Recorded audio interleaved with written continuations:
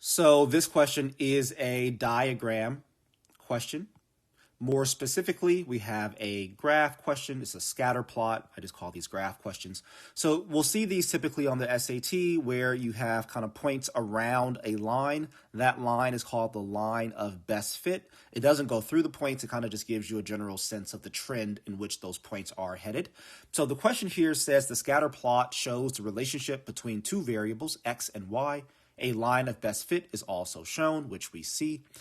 The question goes on to say, which of the following equations best represents the line of best fit? Okay, so anytime I see equations for a line, I'm thinking y equals mx plus b. That's just standard for this test whenever you see the words equation and line, where m represents the slope, which is the rise over run.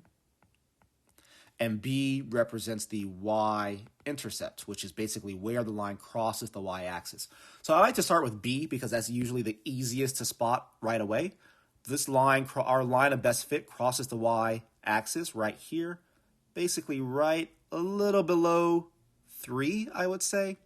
Looking at the answer choices, looks like I have a positive 2.8, a positive 2.8, a negative 2.8, a negative 2.8. So C and D are gone for me because obviously my y-intercept is not negative, it's positive, and 2.8 makes a lot of sense. So just based upon B value, I know that it's between, my B value meaning my y-intercept, I know that that's between choice A and B for my options.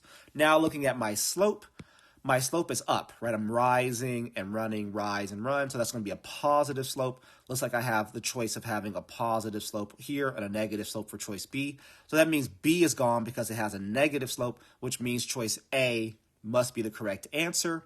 Obviously, there's other ways to answer this. You could have gone and figured out exactly what the slope really is. Looks like 2 points that I would have probably chosen if I were to have taken that path would have been here. This looks like it's super close to 8 on the y-axis. And then maybe this one, which looks like it's super close to 15 on the y-axis, right? So I can say my rise here is 7, and my run, so my rise here, I should say, is 7.